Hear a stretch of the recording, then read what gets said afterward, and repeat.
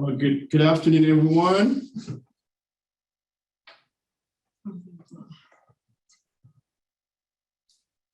We have about almost 41 participants into the meeting. So good afternoon, everyone. Thank you and welcome to our quarterly meeting. My name is Alan Kamara.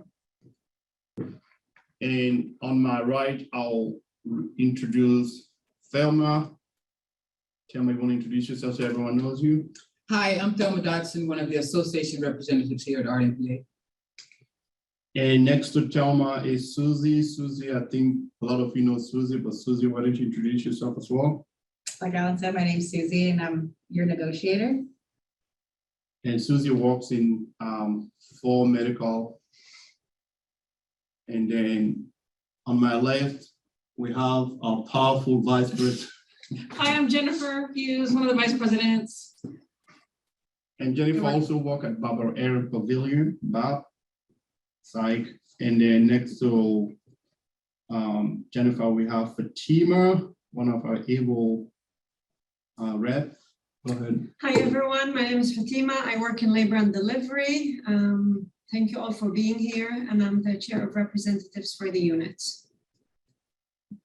And we also have, I think we have Tiffany on this call as well. Tiffany? Yeah, hi, I'm Tiffany. I'm one of the vice presidents. Thank you. Hey, there's something not on the agenda. Let me just address that real quick. And the health order that did not come up. So I don't know how many people on this call who may need to know about this update. It's not part of our agenda because this happened last minute. On Monday or Tuesday, the county health officer, who's Dr. Sarah Cody, lifted the health order for Santa Clara, meaning, you know how they are mandating everybody to be vaccinated, and we have a good amount of our nurses who are unvaccinated due to religious exemption and medical exemptions. Those nurses have been placed on unpaid administrative leave since November 1st of last year. The county has lifted that order. Well, the Sarah Cody has lifted that order. Now the next step is for the county to change its policy. There is a public health order that comes from Dr. Sarah Cody that is different from the hospital, hospital policy. The hospital policy is asking that if you're not vaccinated, you cannot return to work in high-risk setting. All of our nurses met the high-risk setting category that the county created. We've been fighting to have our nurses back. So yesterday, the county board of supervisors asked the county executive to go ahead and change its policy and ask the county executive to make sure they expedite the return of our nurses back. So if you're on this call unvaccinated, or you have your colleague who is unvaccinated and out on unpaid administrative leave, just so you know, we are working in getting everybody back to work. We don't know how soon that may happen, but be rest assured, RMP has been fighting and will continue to fight until we have our nurses back. It may happen sometime this month, but that is the update for you. And I know the health order that came out was so ambiguous. There's a lot of confusion, especially in section 5B, where in the health order it stated that, and I am paraphrasing because I don't have the order in front of me, it stated that the county public health officer is recommending that hospital, government entity use a stringent measure to mandate people to be vaccinated. Well, in the introduction of the health order, it says we are rescinding the order, but now you're asking, so it's contradict itself. So just so you know, we are doing that, and stay tuned. There's going to be a change in the hospital policy as soon as possible. We are going to make sure I'll be leaving this meeting soon because I have a meeting to go to address that very problem. We're meeting with the Board of Supervisors to address that on your behalf. So just so, if you're on this call, you need to know that. Thank you. So we will have Tiffany address the first topic. Yeah, so the first topic that's on the agenda is directly related to the class study and the professional nurse development program. So we sent an email out recently explaining to you all that back in 2019, during our contract negotiations, we had agreed to a side letter for the county to conduct a classification study, which means that they compare salaries, job descriptions, and different things for classifications that are similar to ours. So in this case, the clinical nurses. And from that class study that was from 2019, we had been pushing in multiple meetings to get that going. There's a laundry list of class studies that the county has to work on. And for us, we were pushing to get this going because at the time when we negotiated this, of course, we have the revolving door of staff of, nurses that we train that leave to neighboring hospitals for benefited positions and higher salaries. So the intention of the side letter was to basically prove that we were losing staff to higher salaries. So long story short, the classification study came out, and as a result of that study, the county is recommending salary raises for the clinical nurse 1s, 2s, and 3s. 10% for the clinical nurse 1s, 10% for the clinical nurse 2s, and 8% for the clinical nurse 3s. Our argument or our stance in this is that we believed and we have advocated for everybody to receive a 10% across the board. Not only is it hard for the clinical nurse 3s to recruit and retain, but we felt that 8% wasn't sufficient.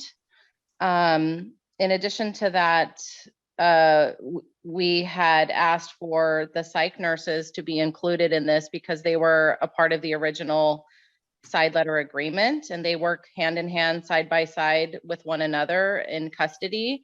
And so we push for them to receive the same amount that any clinical nurse 1, clinical nurse 2 or 3 gets, since that's what they're currently getting now.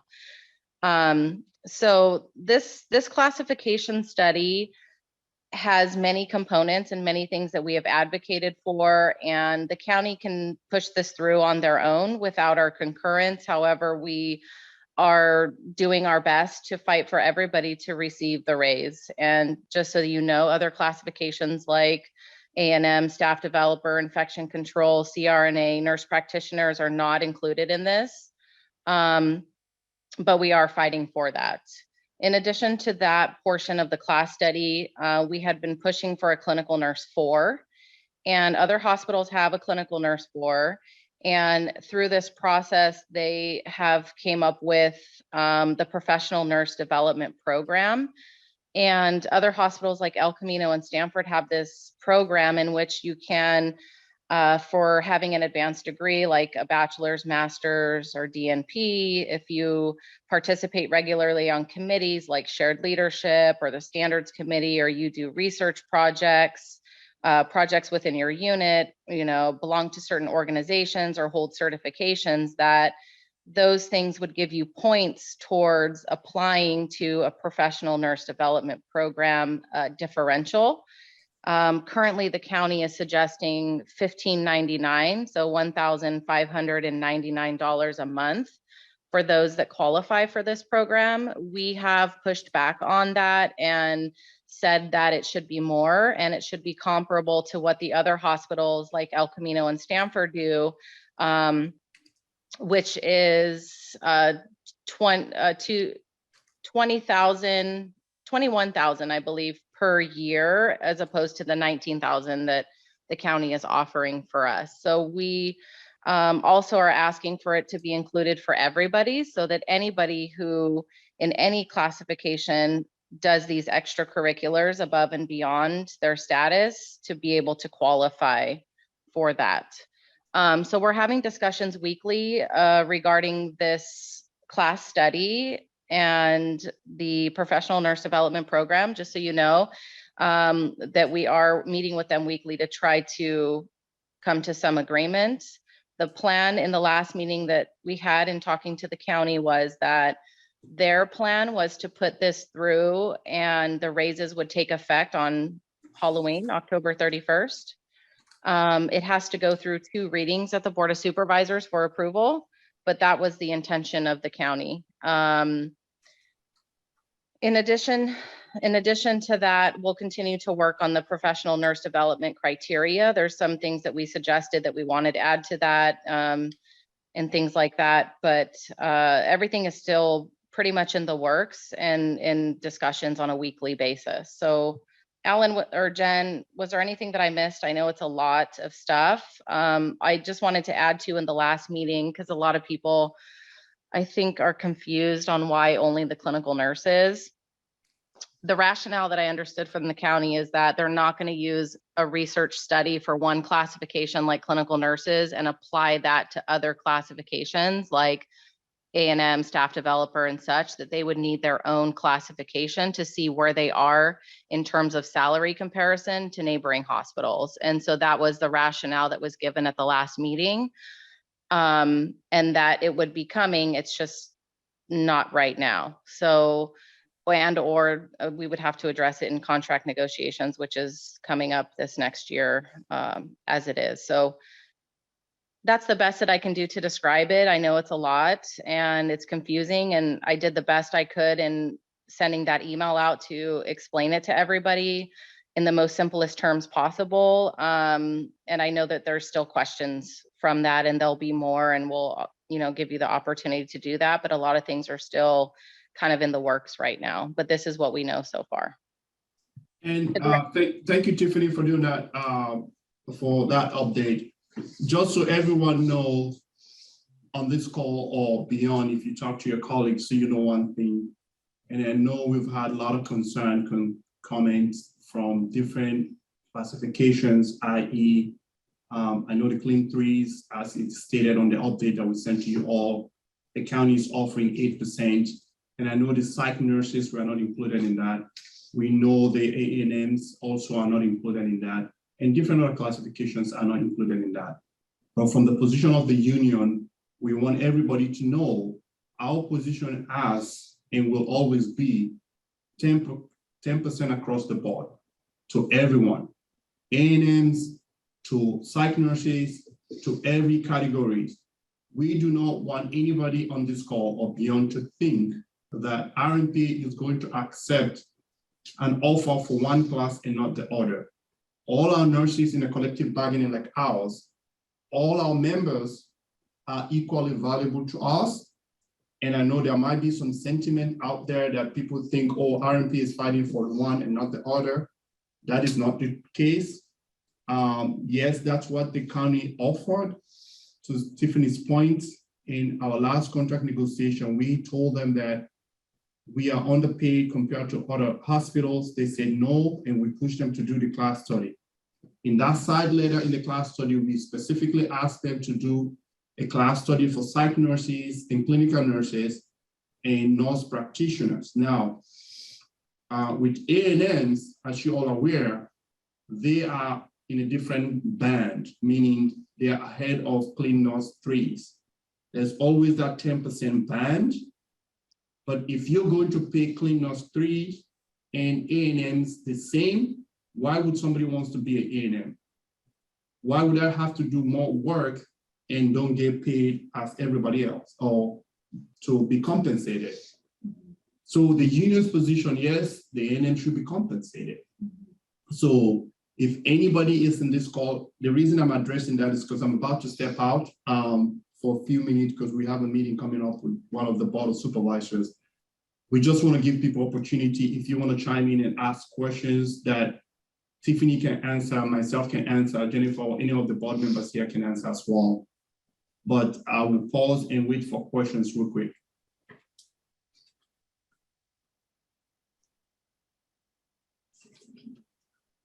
Somebody in the chat had asked if the county is amenable to the 10%. So they were at the last meeting taking it back to whomever they take it back to discuss that. So we don't have an answer yet for that if they are. And they don't want the compaction issue that Alan just mentioned. So if the clinical nurse 3s get 10%, it'll create more of a compaction issue to the other classifications like A&M, et cetera. So I feel like they are hindered in doing the 10% because it will cause more of a compaction issue with those, rather than those Clin 3 should get it because they're behind and compared to the neighboring hospitals. More so I feel like they're doing it at the 8% because of that compaction, not because they deserve to have that or because it shows that they should be getting that based on other hospitals, just so you know. And just let me piggyback off what Tiffany is saying. So if the county says, hey, we're not agreeing with this, we're going to move forward as stated in the side letter agreement, just so you know, we have the benefit of meeting with the board of supervisors to give them our own side. The board of supervisors are not expert in this. When the county goes to the meeting, the county executive introduce a topic to the like this to them and say, hey, we're giving nurses 10%. The board of supervisors see nurses as a nurse, like they just saying, oh, it's nurses. They don't know within our bargaining unit, we have different classifications, i.e. A&Ms, nurse coordinators, infectious disease nurses, staff developers, clean 1s, 2s, and 3s, psych nurses 1 and 2. They see us as umbrella nurses. It is our job, the union's job, to educate the board of supervisors to say, hey, this is what this means for our collective bargaining unit. You're going to splinter our bargaining unit, because I was just reading on this note on the chat. Someone is saying nurse coordinators, staff developers, infectious prevention nurses, A&Ms would probably self-demote. Absolutely, because everyone is paying $60 a month. The union take that very seriously.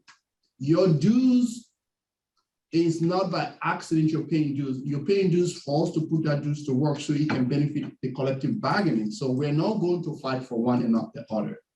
So at least we want everybody to know that somehow, some way, this is going to go all the way to the board. It might take some time. We hope they can come back and say, you know what, let's just give everyone 10%.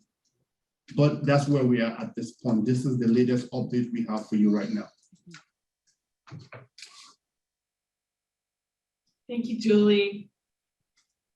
She says she appreciates all that we do. Thank you for Thank that. you. So she's saying, will negotiation around the PNDP hold up raise? Yes.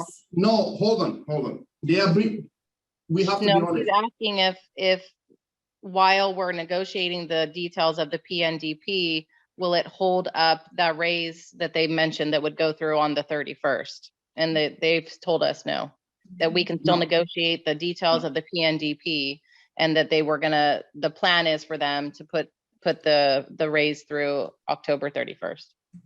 And that wasn't supposed to be even part of, according to our side letter, that was not even supposed to be a package. That was supposed to be discussed differently. The PNDP should be discussed. That's different. It's different from the rates. It should be different from the rates. Yes. So she's asking if we're asking the DMP for all. Well, the way it is introduced to us, at least from our understanding, if they're saying this is, because we were hoping to have a clean 3, a clean 4 classification discussion. Well, if this is not a clean 4, therefore anybody should apply for it, right? If a nurse who's a clean 2 end up having a master's degrees involved in a lot of leadership role, doing a lot of things that makes this quality, they should get it as well.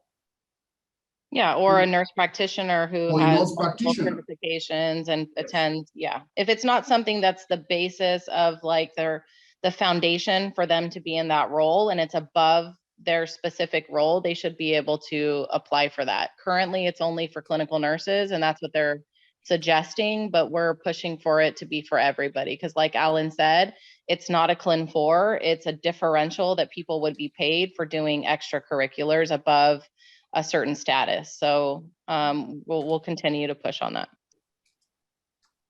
People have a question on what qualifies the clinical over Which people, for PNDP, for professional nurse. we're yet to discuss, We're gonna process it. We haven't we done that.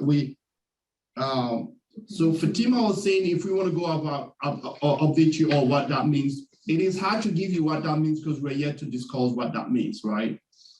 Everything that we sent you is what we know so far. We are still in the process of negotiating how that's going to look like at the end. So if you go back to the update that we send you all, you should be able to have an idea of what they're asking now. We do not at this point know what the qualification is going to be. We're negotiating that. So to give you that right now, it will be premature and it might not be accurate. So we will rather hold on that until we get something that we can. Yeah, the document's draft right now and yeah. But if you want to look at similar programs, you can go and Google like Corona, for example, at Stanford, and they have a copy of it online. So you can kind of look at that if you want to see what other PNDP programs are like. Stanford has it, El Camino has it. So you can kind of see how it works. So Julie is saying the original PNDP at Stanford caused many nurses to quit. I was there at the time and it was a big change.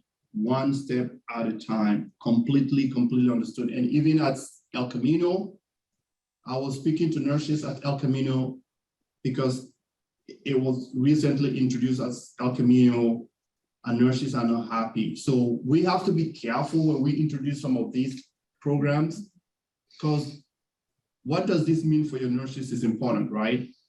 What we want here is something that is going to add as a morale booster for our nurses, give them an opportunity for growth, not to hold them down.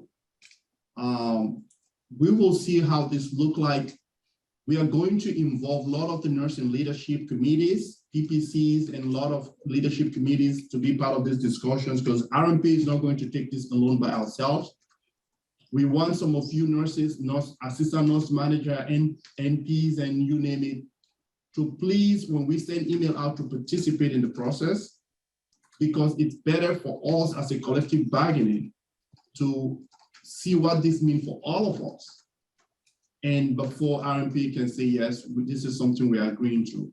So when, especially staff developers, we are highly encouraging our staff developers to participate in this because you basically are the educators of nurses in this enterprise. There are things that you may want to recommend to us that we look into that we may not be seeing just by looking at this. So I think once we get to that stage where and sooner than later for us to start having this discussion. Any other questions you guys may have on this before we move topics? That being said, I'm going to step outside. I have a 2 o'clock meeting. I'll come back and join you if we are still on. If nobody has a question for me. Thank you, Alan.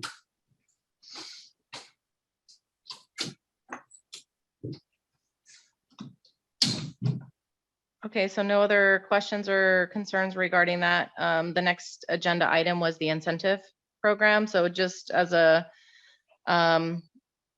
update that, we were able to get it extended through September to the beginning of October. And they haven't added any additional areas, but we've continued to advocate for all areas to be included. It's not just directly related to short staffing, but COVID related absences or short staffing directly related to that. So if you guys have any issues within your department, the managers in departments have been helpful in advocating for it also. And you can also email us, for inclusion, but we have advocated for all areas to be included, so.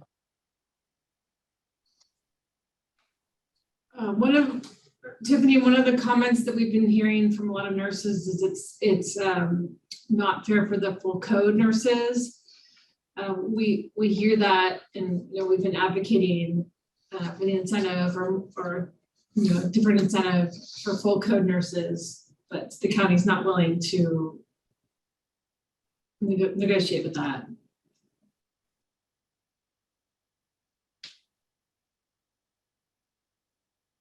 Does anybody have any questions regarding incentive?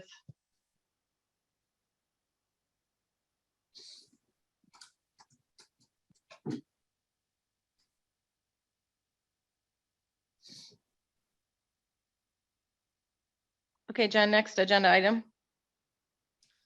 I think it's the violence prevention, workplace violence prevention. So just an update with that. We had a really successful workplace violence prevention class last week, our first in-person class. We had over 120 nurses attend at Villa Ragusa and Campbell.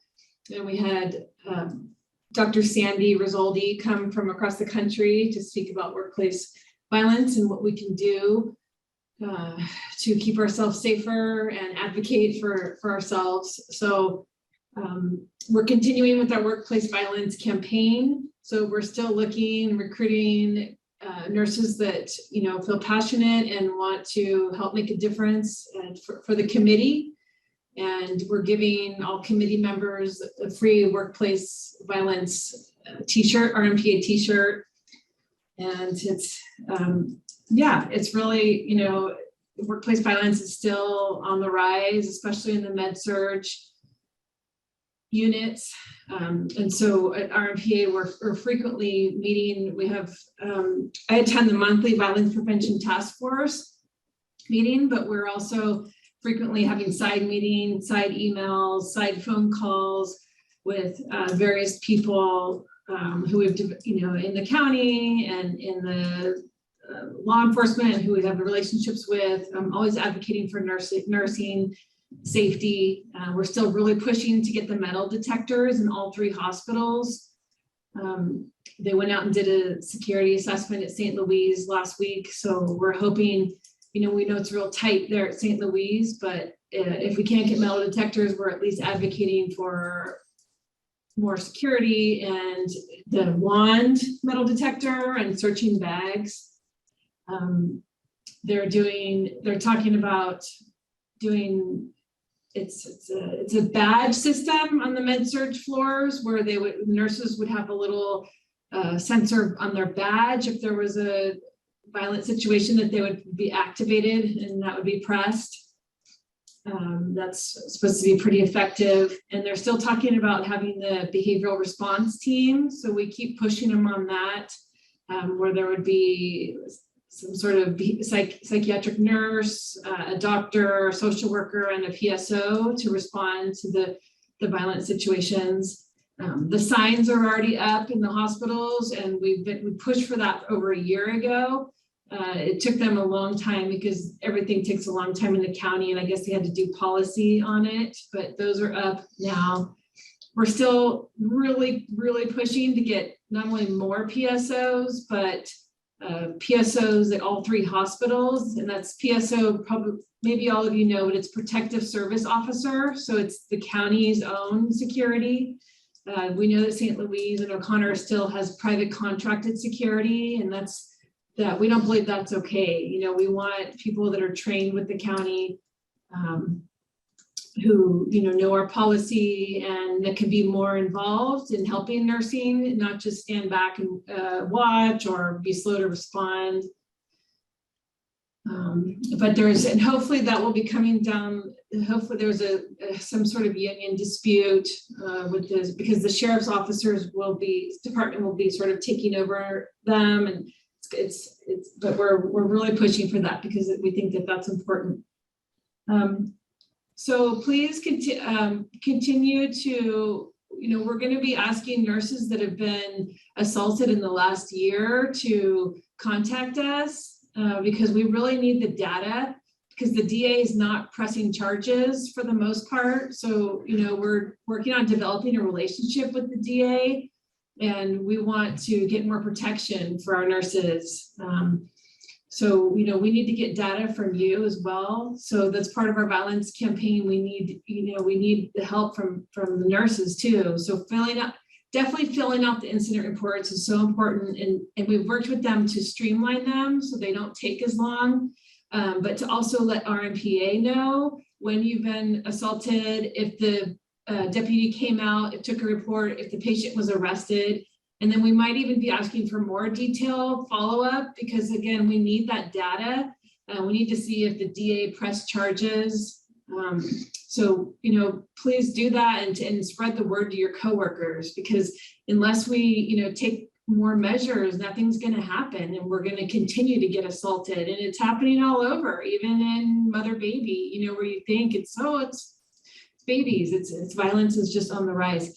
So again, just to wrap it up, please, if anyone's interested, email me, jhughes, HUGHES @rmpa.net if you're interested in being on the committee, and or you can email info@rmpa.net. And it's really exciting too. I think it would be really exciting to play a part in this and help organize, your colleagues. And I think everyone's affected by this. And, the ultimate goal is we want to have harsher penalties for people that assault healthcare workers. So we're working with other unions. We're going to be joining with Stanford nurses, El Camino nurses. We're going to be starting at the local level, going to our local politicians, talking to them, and then bringing it to California. So I was talking a lot. I'm going to stop now, but please contact me if you're interested in being a part of that. Questions?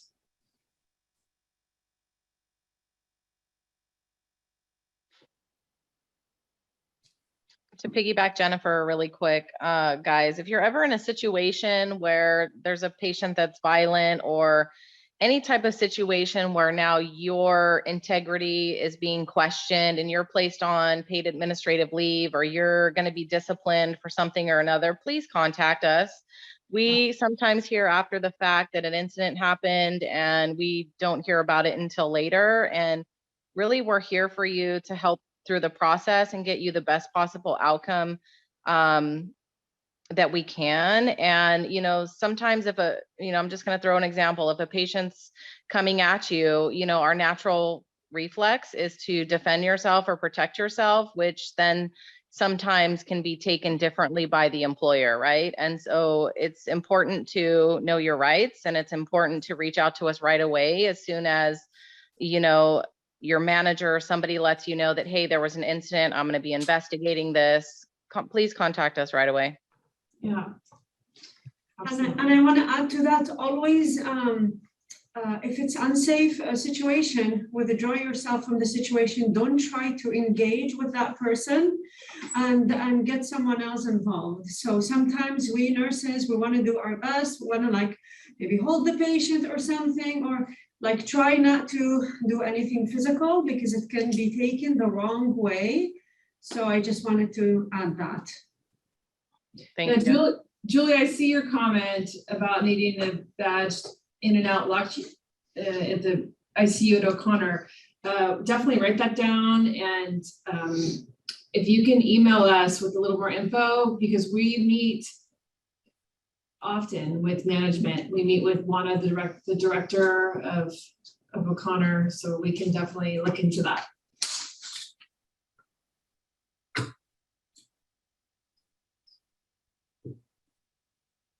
Any other questions, guys, or any questions you guys have to that topic, or anything related or unrelated, rather? It's okay too.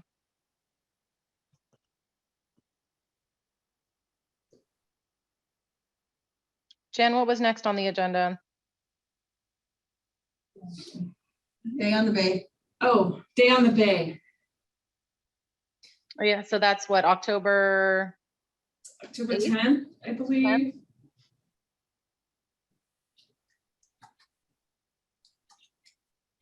So we regularly participate in community events and county events, and the next one is Day on the Bay, and Supervisor Otto Lee, who's been supportive of us, and just so you guys know, the Board of Supervisors, you know, there's 5 people, and those are the people that vote on things like this class study and things like our wages and working conditions and our contract, and we have regular meetings with them, just like Alan stepped out to go have a meeting with one of them.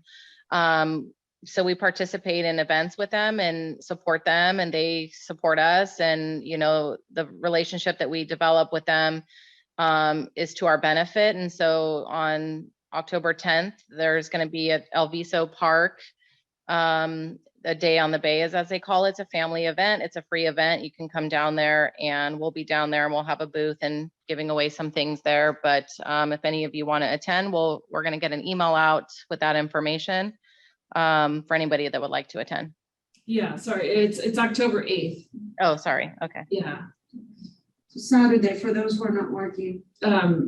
But that reminds me, speaking of Otto Lee, we've been working with all the Board of Supervisors closely not to develop relationships, but also, you know, the county executive, Jeff Smith, has told everyone that there's not a shortage, a staffing shortage. And so we've invited the supervisors to come tour the hospitals and talk firsthand to the nurses. And so Supervisor Otto Lee came to Valley Med about 2 weeks ago, and for about 2.5 hours.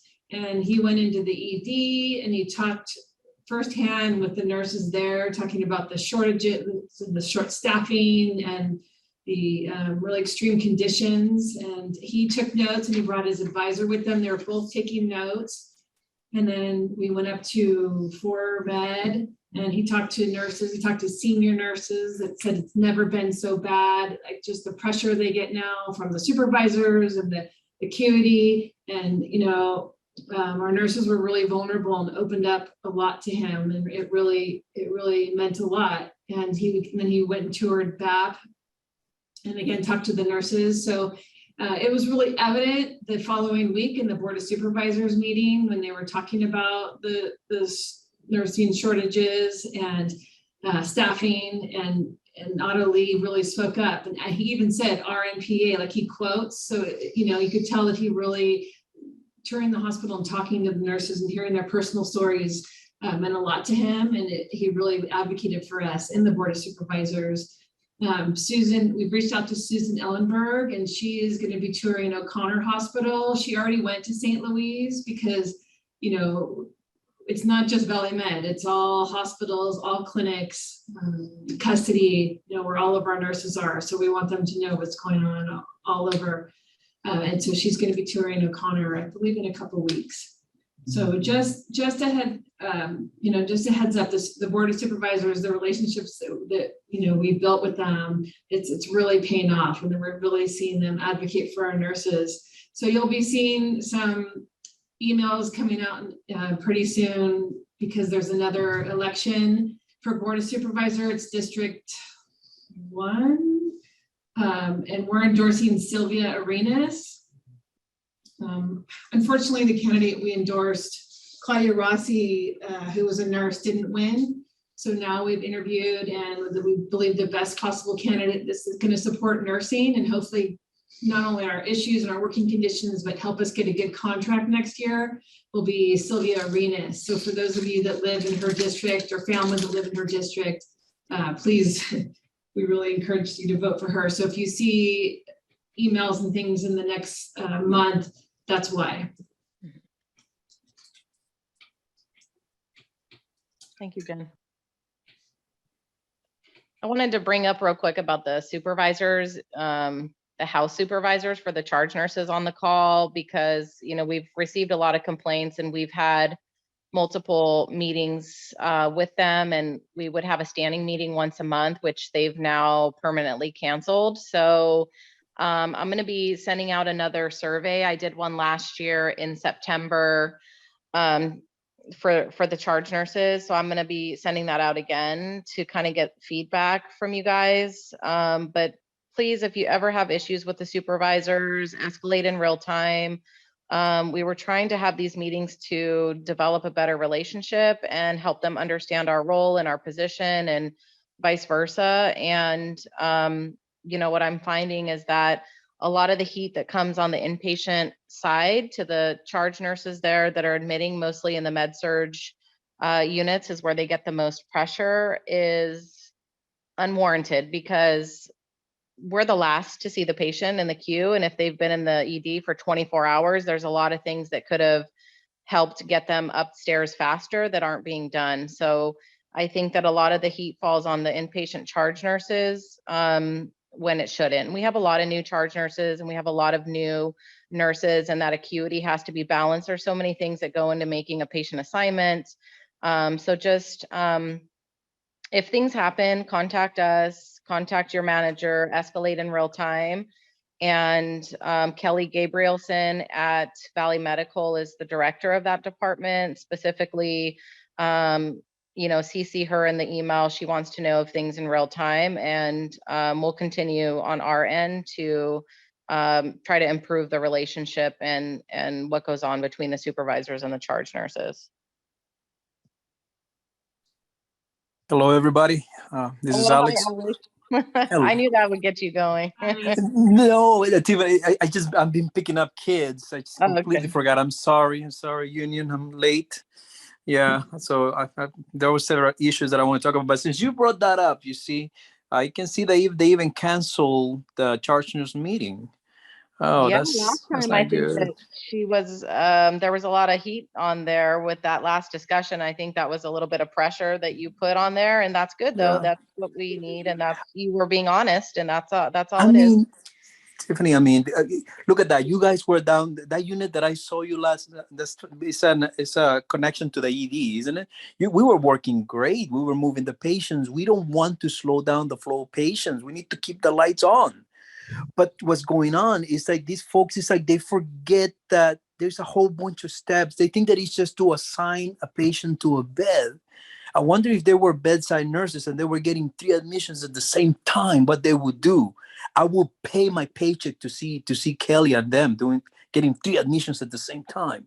When you have 2 other patients that they're fully awake, thinking that you're a maid. So yeah, I would definitely pay my paycheck to see that sort of stuff. And they have become so brazen, our union, so brazen. They just push people without, just because they think that I need a paycheck. It's disrespectful at some point. Yeah. It's disrespectful, and it should not be that way, because our job, our duty is to move these patients in a safety manner, you know, at a proper speed, because we need to clear the ED. But that doesn't give them the right to come and push people like if I work at Target. You see what I'm saying? Not even those folks at Target, they should be treated like that. We are professionals. I mean, we are all professionals. It's not that you are a shift super. My goodness, you're a shift supervisor, but that's because you were a nurse once upon a time. So they should understand all of these things, but all they want is just push, push, push, push. Some of them are very diplomatic, but they push brutally too. Yeah. So it has gotten that I'd rather have my 5 patients you see on the sidelines than actually sitting in that charge desk right there. Yeah, because, and that's the problem.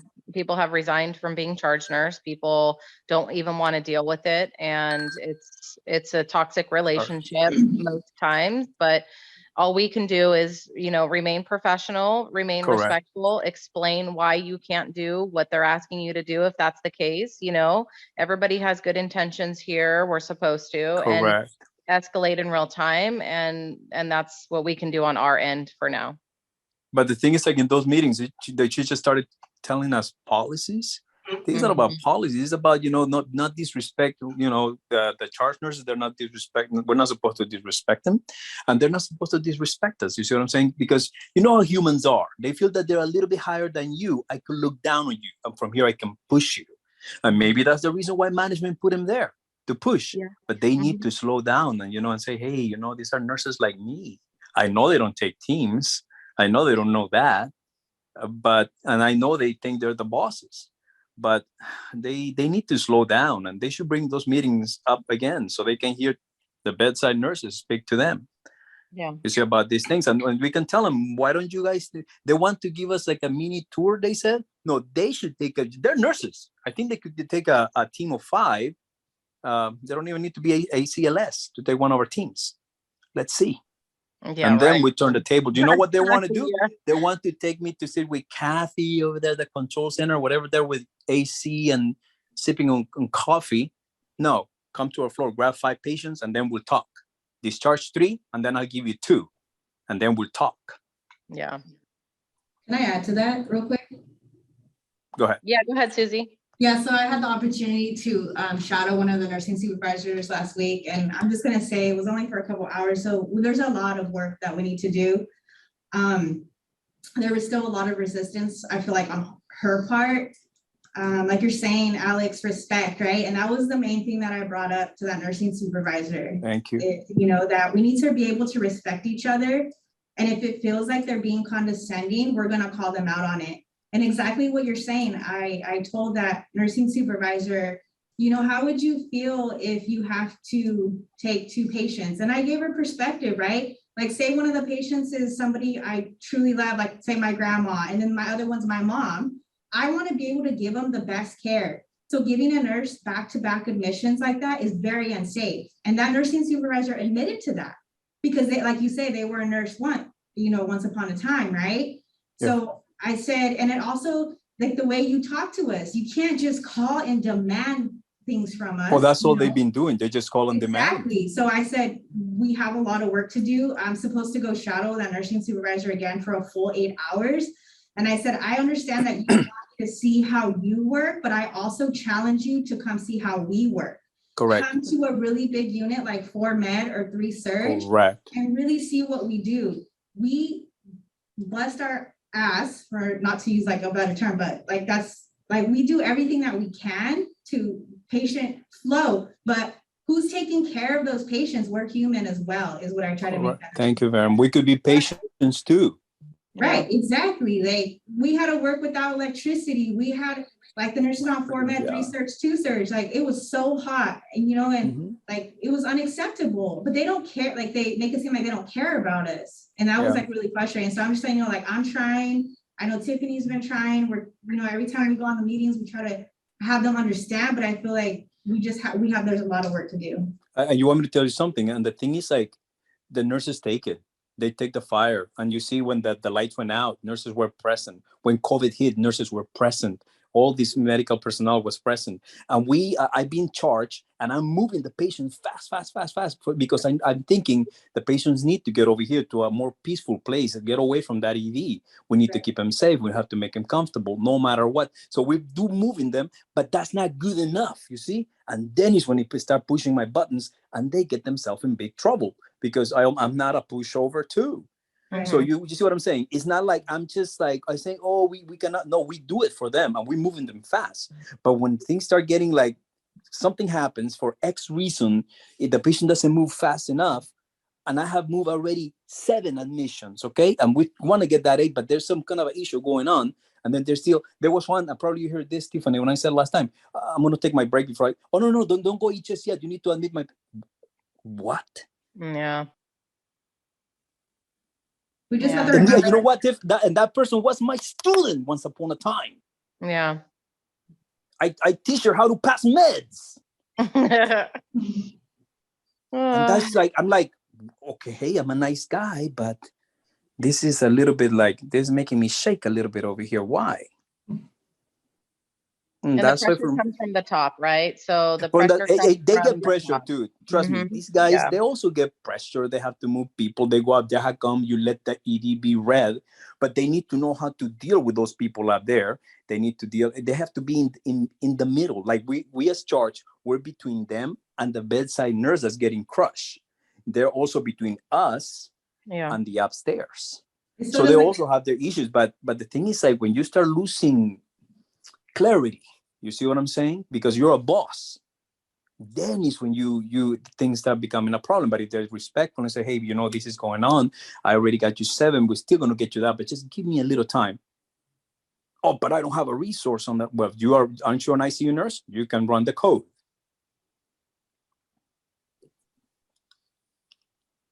And that's what they're going to face with me. I can Yeah, tell because I used to have Charles, and Charles yeah. used to run the codes. Yeah.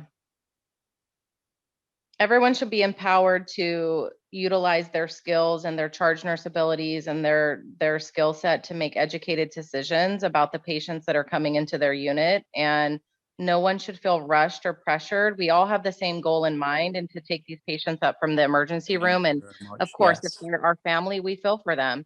But we also need to make sure they go to the right floor, to the right nurse, right? And that they're appropriate for our floor. And you see how they're getting away with giving, I'm sorry, Stephen, before I forget this, you see how they're getting away with grabbing nurses to be with them? Also, they need, I don't want them with the nurse, charge nurse in front. I want them with the bedside nurse to get a tour for 8 hours.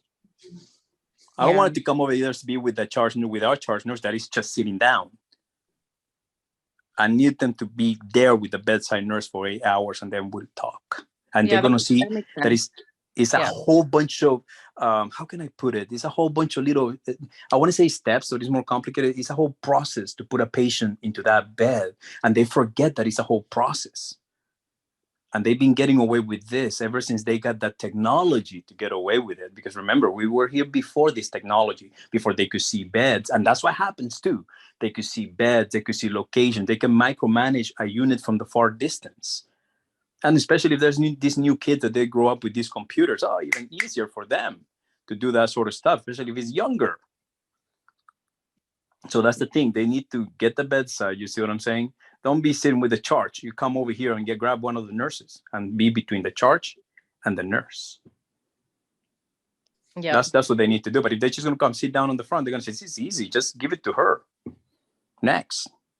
So these need to be well balanced, because right now they're grabbing certain new nurses to be with them, shadowing. I know the job is difficult, Tiff, and I know they're under a lot of pressure too. Oh my God, think about it. The ED is red. We need to understand them too. But when they become brazen, when they become disrespectful, you see what I'm saying? It's like, no.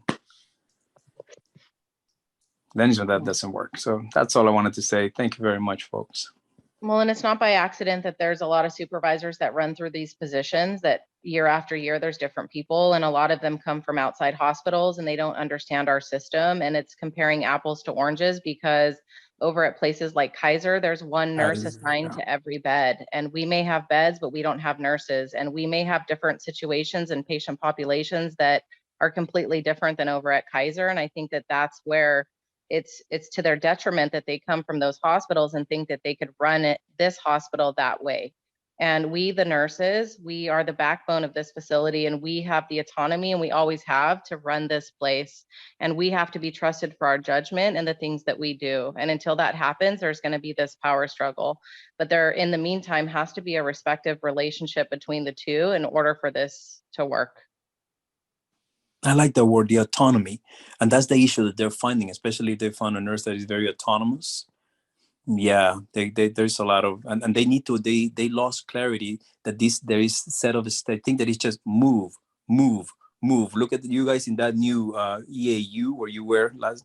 You guys help us so much holding those patients for a little while. When you do that little process of admission, grab them, we just bring them up, and together we move these patients. And that's our goal, to move them around. But these ladies, they forget that we're also taking care of other patients. You see what I'm saying? Yeah. We're getting the patients, but we're taking care of other patients that they're in those beds waiting for our help. It's a whole disconnection of things. This place wants to work. I don't know if they're hiring people from Kaiser to the county. Yeah. Yeah. One more thing before have any feedback for this, or Alex, do you have any other questions or anything? Anybody one else last have any one. Feedback? I came late. Did you guys talk anything about the 12-hour shifts?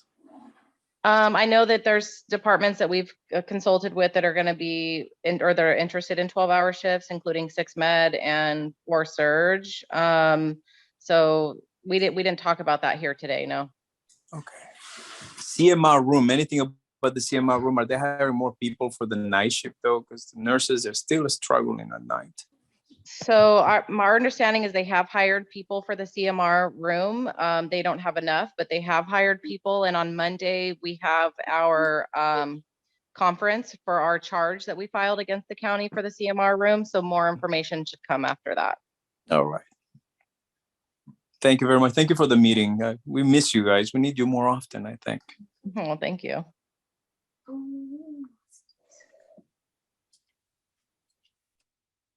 All right, I think that was all that was on There'll the be agenda. elections. There'll be elections coming up, Tiffany, too, for the board. Oh, yeah, there's going to be board of directors elections coming up, guys. So if anybody's interested in running for any vacant positions and joining the board, and the least participate in those elections. But if you yourself would like to join the board, we're looking for specifically representatives, one from St. Louis and O'Connor. Most of our people have always been from Valley, but we do want a representative from O'Connor and St. Louis. This is a paid position. It's not a voluntary position, and it gives you the opportunity to advocate for your area, for the nurses, like we do here. And there's a lot of work that goes into it. It's definitely a second job, but it's a rewarding job, and you have the ability to make change. And we're proud of what we do here, and we're looking for people that are passionate, that are willing to join the team and help out with that. In addition to that, negotiations is coming up next year. So Susie will be soliciting people to join committees for negotiations regarding specific topics and classifications, so that we can get everybody's interests met during negotiations.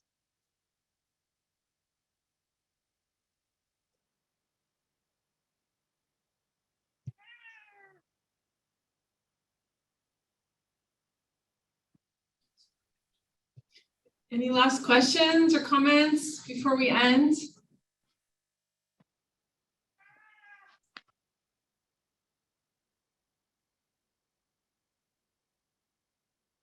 If there's any topic we didn't address, or if there's something you guys want to mention off this call, go ahead and email us, info@rnpa.net, and we'll get back to you as well.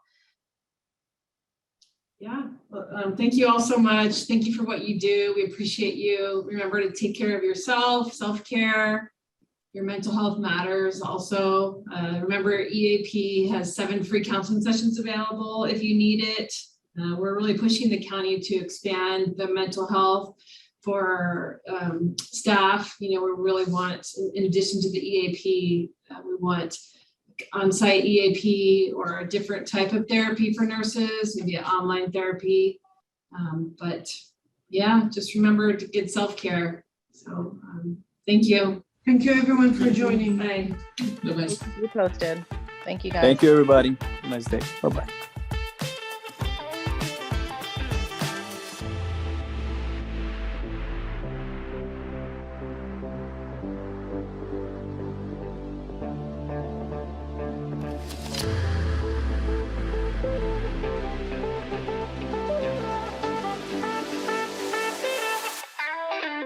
Thank you.